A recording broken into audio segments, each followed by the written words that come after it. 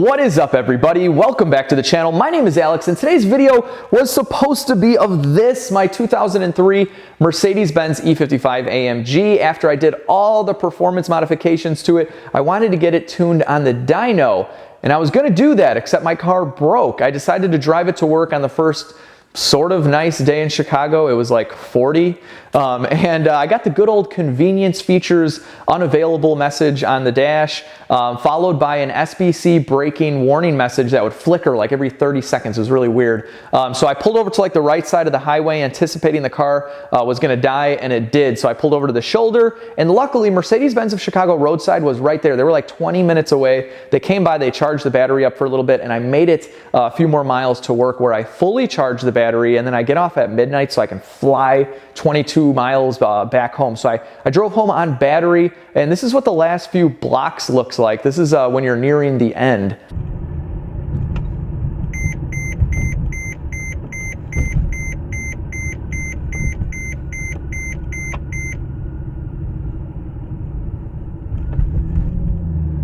Although it totally sucked that my car died out on the highway, this gives me an excellent opportunity to help some of you out there with your Mercedes-Benz charging issues. So if you have a red warning light on your dash, anything that says battery or alternator, or your car is just not charging or it died out with a dead battery, this all applies to you. And also, if you don't have a Mercedes, this also applies to you as well, as there's a ton of other makes and models out there that suffer from the failure of this little guy. This is called your alternator voltage regulator. It may look a little bit different on some makes and models, but on the Mercedes, a lot of them look just like this. When I worked at the dealership as a tech for 9 years, I would say this fixed probably at least 50% of the charging issues that we saw, maybe closer to 75. So this is a very inexpensive part. It's only like 90 bucks for my car. So let me show you guys up close how these fail and why I consider them a maintenance item. All right, guys, so we have two identical voltage regulators. This is off the E55, and this is off this brand new Bosch alternator sitting right here. And unfortunately, in the case of my E55,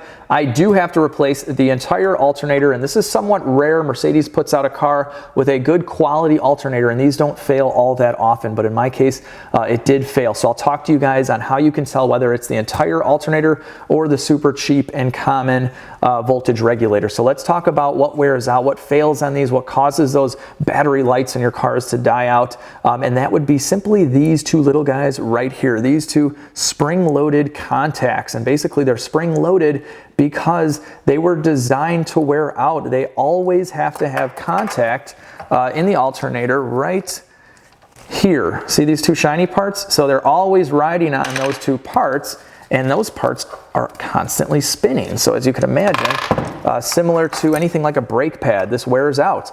And I wanted to show you guys a really bad voltage regulator, but I inspected this on my E55 last year when I bought the car, and it's in great shape, so I didn't replace it at that time, which I didn't need to. But here, I'll put up on the screen, this is a worn out voltage regulator, and as you can tell, these contacts are just super low. So they're not gonna touch anything inside of here, and that's what's gonna cause your alternator not to put out any voltage or amperage. So what I wanted to also mention was that on the E55, you do not need to take out the alternator to replace this part. It takes about 20 minutes in the car. It's super easy, but there are some models where you do need to take out the entire alternator to replace or inspect this part. So what I'm gonna do is, I'm gonna make a Google Doc that'll be listed in the video description box below, and I'm going to list as many Mercedes models and possibly some other models that I can think of, and I'll list whether or not you need to take out the entire alternator or if you can do it in the car. And as always, when I make these Google Doc lists, I'm going to be relying heavily on you guys out there, my awesome subscribers. You guys add a lot of value to my channel in the comments section, so if you could please list any cars that you know of, doesn't have to be a Mercedes, could be anything, and list whether or not you need to take out the entire alternator to get to this regulator. And I'll make a Google Doc, I'll keep on updating it, and hopefully this will help a lot of you guys out there. So let me show you guys how easy it is to install this, and obviously to remove it would be the reverse order.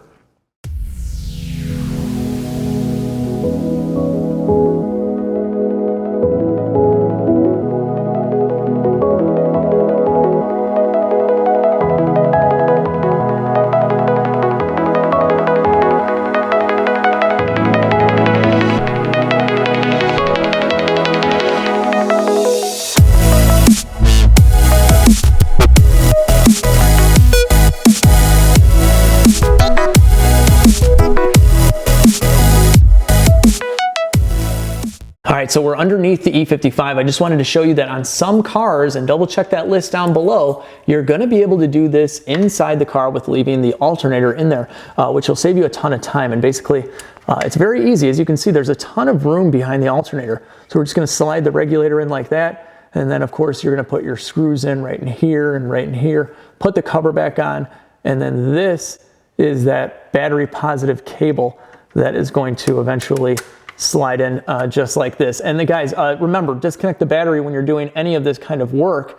And also, you don't want to jump start the car after you make a repair and let the alternator charge the battery.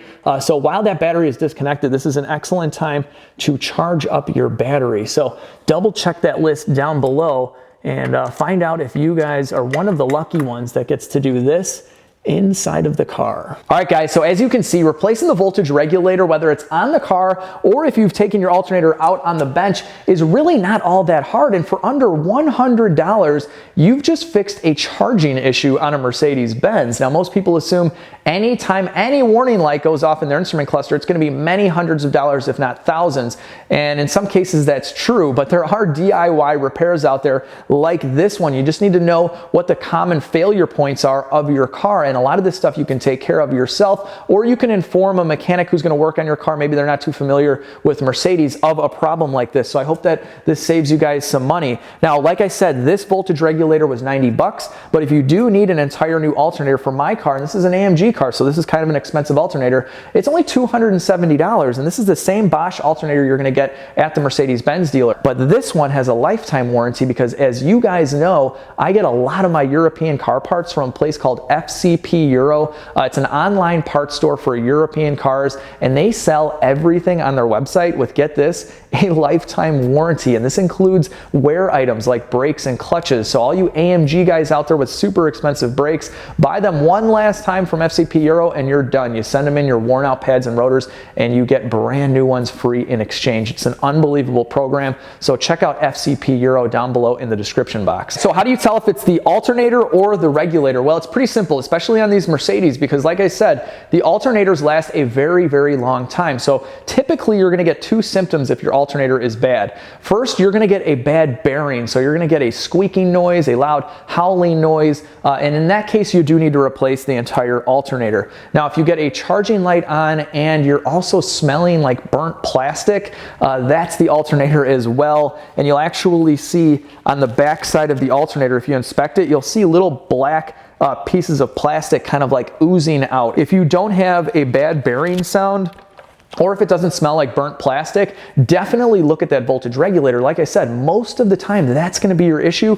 And on a Mercedes, 90 bucks, it's like getting away with murder. Something else, guys, that's super important is if you determine your alternator is faulty, don't cheap out and get an alternator from AutoZone or Pep Boys. Nothing against those stores, but for whatever reason, in my experience, their alternators just don't last on cars like Mercedes and other European car brands. I've seen them last a day, I've seen them last a couple months, and in a lot of cases, they're only like $100 cheaper, so totally not worth it. With that being said, I will actually see all of you in the next couple days, because the same day that my alternator went out on the E55, another super common part on this car failed. So comment down below, what's another common failure point on the 211 chassis E55? I hope you guys all have a fantastic day. Like this video if you liked it, subscribe if you're new, and I will see you all in the next video.